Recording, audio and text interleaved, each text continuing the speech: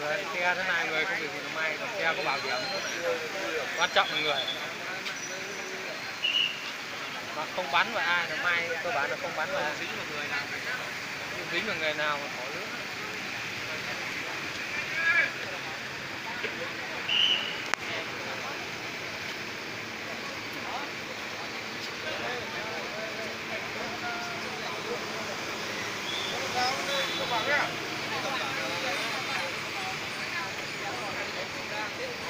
Tốt rồi, không vấn đề rồi. Không ăn rồi.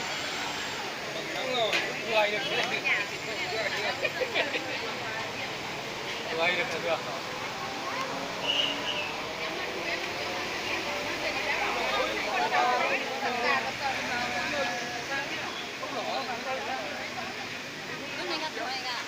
cho chén này, cái tuần này đi cho chén này. Không bảo ai nó phải sang đây mà không bảo bay gì, không bảo ai là không bảo ai. Cái này nó vượt từ bên kia sang đây à?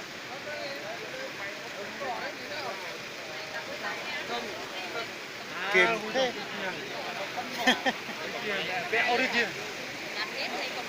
Mày người còn quá may. người mình việc gì mà người đi không có ai ở Cơ đây. bản là không gặp cái xe nào đến, gặp xe nào đến còn đến, chứ còn đi đêm xe Là mình làm không?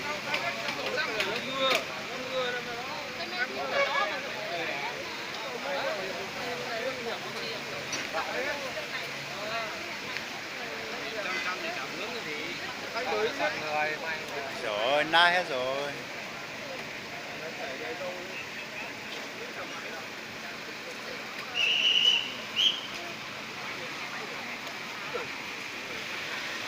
Chuyện nó xe ta tỏ tai nạn giao thông trâu bể nó bể nát ta và các lọt trò con của nó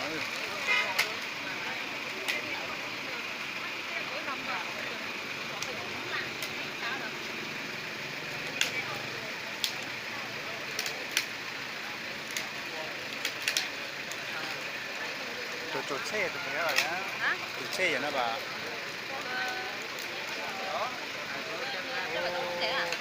Chạy vô.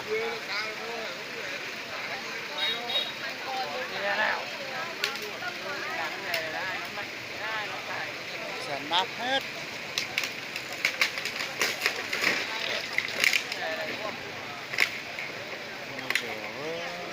Xe đẹp thế nát hết. Chịu. Trên là một gì bò chậu đó nó trên là tường cây ở gì bò chậu nữa thì nó quật ta đó giờ là chưa đây trả thế trâu sát kế bên hầu lò săn đỏ nó ấy.